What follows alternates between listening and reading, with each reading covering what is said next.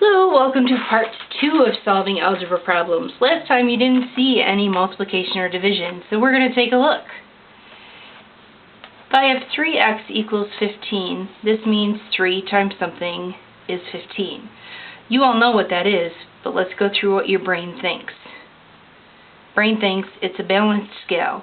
In order to get the variable alone, I have to do the opposite of multiplying by 3. The opposite of multiplying by 3 is to divide by 3, again on each side, because I want my problem to stay in balance. Draw my big fat line to bring down what's left. Opposites cancel, and I have x is equal to 15 divided by 3, which is 5. What if I have a bigger problem that I just don't know what it is? 15 times x equals 225.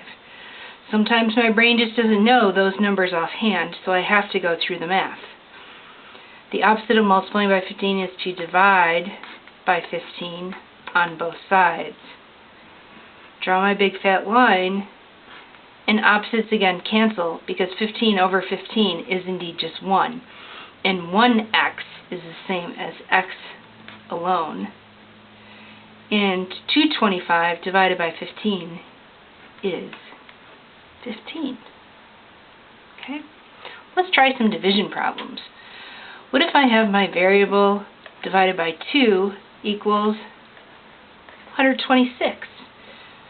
Well, my brain kind of wants to do the dividing by 2, but that's not it.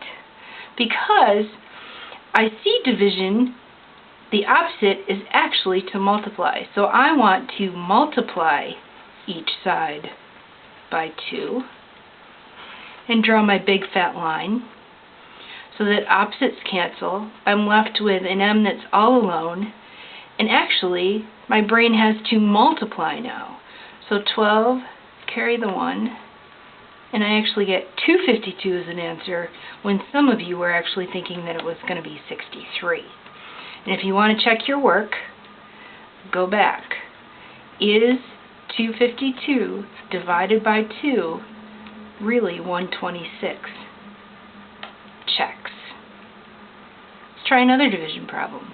What if I have m divided by 3 is 14? Well, the opposite of dividing by 3 is to multiply by 3. So I'm going to multiply by 3 on each side. Again, keeping it in balance and drawing my big fat line. Opposites will cancel, and I bring down the m that is left and make that equal to 42. Is 42 divided by 3 14? Yes, it is. It checks. These had the same steps as we had last time. We did inverse operations. Our object was still to get the variable all by itself, and to get it alone, we did the opposite of whatever was with it. And the opposite is actually mathematically calling it the inverse operation.